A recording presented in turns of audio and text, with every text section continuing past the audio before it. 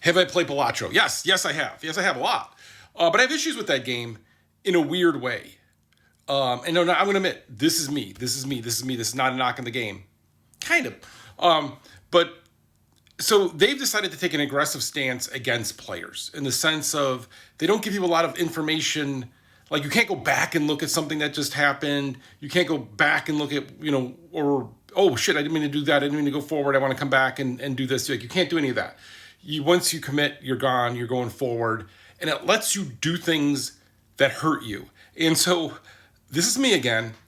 A lot of times when I'm playing a game like that or like Slay the Spire, and you'll see I have like thousands of hours, really they're in the background. I'm doing other stuff. They're kind of just my meditation in between so that I don't lose focus and I'm still at my computer while something's compiling or whatever. Like, I'm still there, and so I'm playing a game because I just want to stay in that space, in that mindset. And Balatro overtakes my mind space, and it makes me focus on it because this one requires 5 cards, and I'm doing 4 of a kind.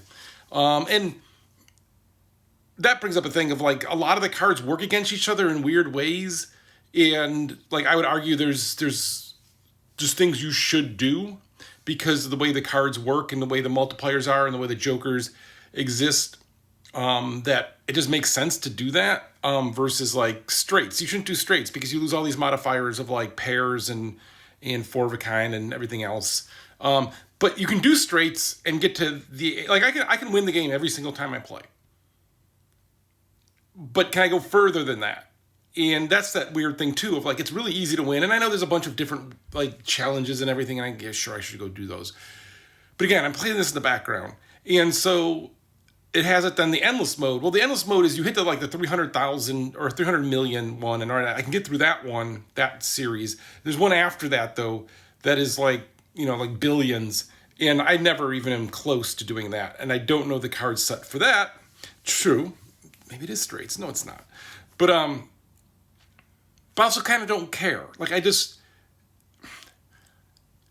doesn't make me adjust and think in different ways. It makes me, unlike Slay the Spire, where like by the 3rd or 4th hand, you're like, okay, I'm going to kind of have to make this kind of build. I'm going to have to play this way. I'm going to have to do something different. And then something later can come surprise me, and I can just change how I play.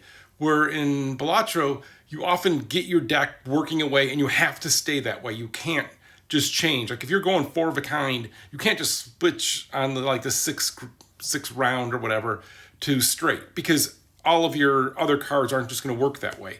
And so in that way, like, it's interesting. Like, and again, not a bad game, but like, it doesn't work as something for in the background because I have to be thinking about all of that and be thinking about where I am, which is, again, not bad for a game to make you think and pay attention, for sure.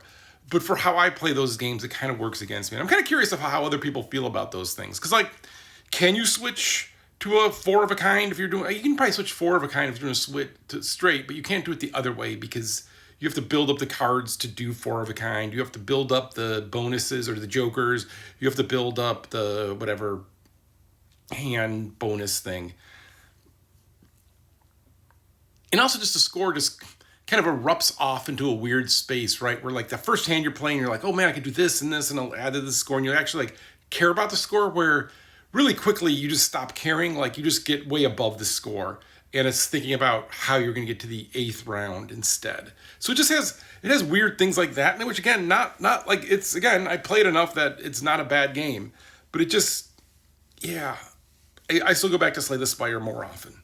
How about that? Which is like saying like, hey, the game that I played more than any other game, I go back to that game. So it's not like saying this is a bad game. Don't take it that way at all. Take it at all. It's just, there's weird aggressiveness in the design that works against how I want to play the game. Does that make sense? I'm curious about how other people play it. Like, I find 4 of a kind is the magic thing of like, because you can use the strength things to push cards up to that. You can use death to flip cards over to that, where like you don't really have value in those if you're doing flush or straights. Like, there's a whole bunch of stuff like that that just makes me always kind of gravitate towards 4 of a kind as being the right, or I've done 5 of a kind as well, being the right hand to do. So I'm kind of curious. I'd love to hear what other people think about this. I won't watch a stream about it because I went to watch a stream about Slay the Spire, and I so hated that stream I didn't Slay the Spire for like a month. I'm stupid. I'm not bright. Okay, so again, it's not the game. It's me.